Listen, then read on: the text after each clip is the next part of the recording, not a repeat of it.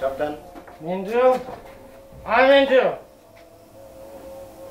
বুঝলো কাকু ঘরের মধ্যে এসে ডাকতেছি, কিন্তু তাও শোনে না। এটা বিয়া দেবি না তুই গো? না কাকু, এটা তো বেয়াদবি না। হ্যাঁ, বিয়া দেবি না।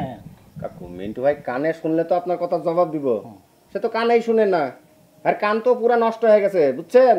কসকে আমার একমাত্র বলা, হ্যাঁ যদি কানেই না শুনে আমি এটা বিয়া দেবো কেমনে?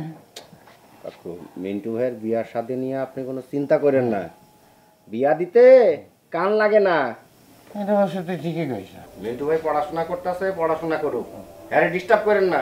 চলেন উঠানে চলেন, আসেন আসেন।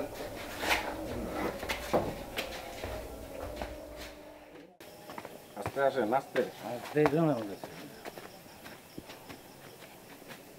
শুনছো কাকু আরেকটা কথা, মিন্টুর বিয়ে হইলে তো হ্যাঁ পোলাপান হইব, এই পোলাপান তো হ্যাঁ বাপ করে ডাকবো না? ডাকবো, অবশ্যই ডাকবো, ডাকবো না কেন? মিন্টু তো কিছুই হলো না, একটা পুরুষ মানুষ পোলাপানের মুখে বাপ ডাক না শুনলে তো জীবনই দিতে হবে না। কাকু হ্যাঁ, এটা আপনি উপর আলার উপর সাইডা দেন। উপর আলা চাইলে পারে না এমন কোনো কাম আছে কোন? তা অবশ্য নাই। তাহলে উপর আলার উপর ভরসা রাখতেছেন না কেন আপনি? শোনেন,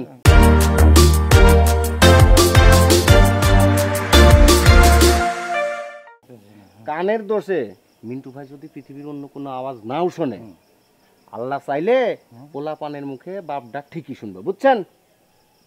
এটা অবশ্য তুই ঠিকই কইছ। হ্যাঁ চলেন।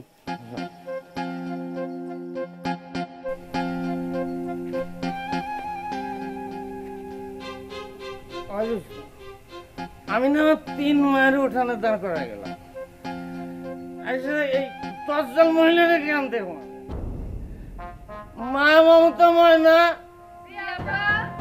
কই গেল মা? বাইরে আসো আমা, আমি তো তোমাকে নাকি বাইরে আছি মা, তোমরা আমার কলিজার টুকরা, বাইরে আসো। লাইনে লাইনে লাইনে খাড়া, লাইনে। মা মায়া ভাত খাইছো মা? হব্বা খাইছি।